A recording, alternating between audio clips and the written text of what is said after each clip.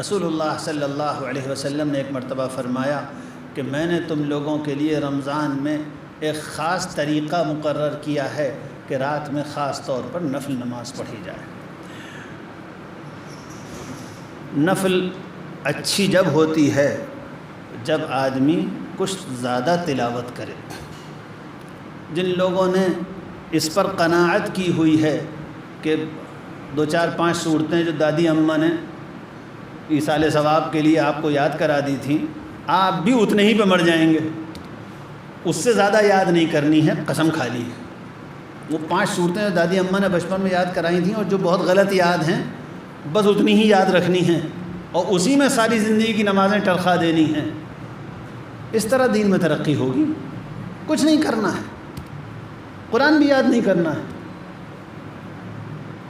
اور جس کو بہت فکر ہوتی ہے وہ یہ کہتا ہے کہ ہم اپنے لڑکے کو مکتب میں بھیجتے ہیں، وہ تو قرآن یاد کر رہا ہے، مکتب میں وہ صورتیں یاد کر رہا ہے۔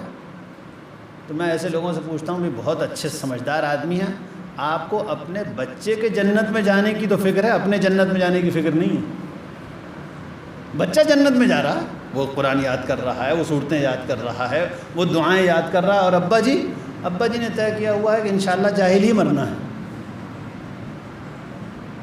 بہت ہی نادان ہیں ہم لوگ۔ دنیا میں کوئی کام فیصلہ اور ارادے کی طاقت کے بغیر نہیں ہوتا۔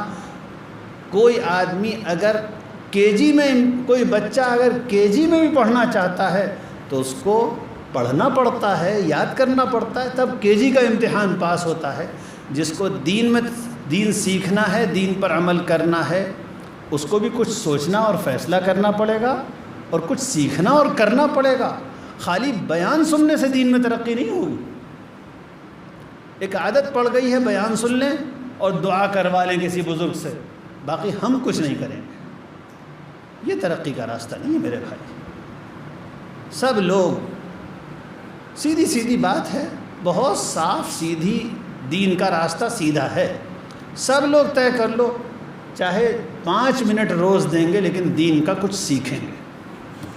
مسجد کے امام صاحب سے کہہ دیجئے ہمیں صرف 10 صورتیں یاد ہیں، اس مہینے میں ہم 5 صورتیں اور یاد کریں گے۔ ایک آیت روز یاد کیجئے گا تو 4-5 صورتیں ایک مہینے میں ہو جائیں گی۔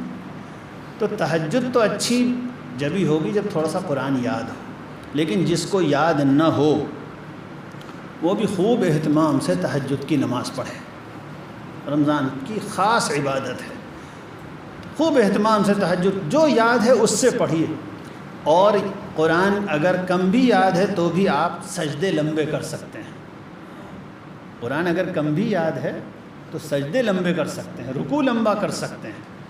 اور رسول اللہ صلی اللہ علیہ وآلہ وسلم نے فرمایا کہ سجدہ تو دعا کی خاص جگہ ہے۔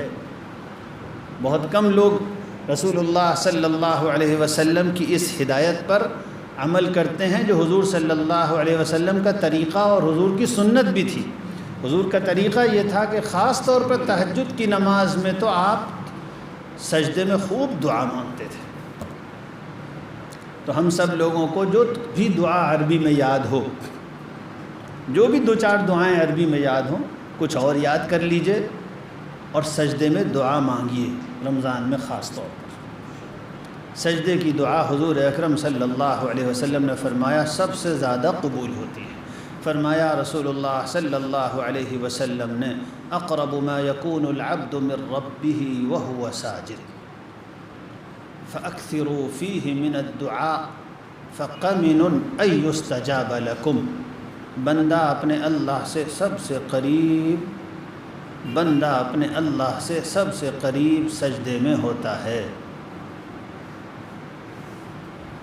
پھر فرمایا اس لیے تم لوگ سجدے میں خوب دعا مانگا کرو، سجدے کی دعا کے قبول ہونے کی زیادہ امید ہے۔ سجدے میں دعا مانگا کرو۔ تو ظاہر بات ہے نماز کے اندر سجدہ ہے تو عربی ہی میں دعا مانگی جائے گی، اپنی زبان میں اردو میں تو مناسب نہیں ہے۔ تو عربی میں جو دعا یاد ہو، بہت سے لوگوں کو چند دعائیں عربی کی یاد رہتی ہیں، ربنا آتنا فی الدنیا حسنہ وفی الآخرۃ حسنہ وقنا عذاب النار۔ تو اس طرح کی دعائیں مطلب سمجھ کر دھیان سے سجدے میں خوب مانگنی چاہیے۔ سجدہ تو بندہ اللہ کے سب سے قریب ہونے کا وقت ہوتا ہے۔ میں دین لوں گا، میں دین لوں گا، نہ لوں گا میں دین ہارے دنیا۔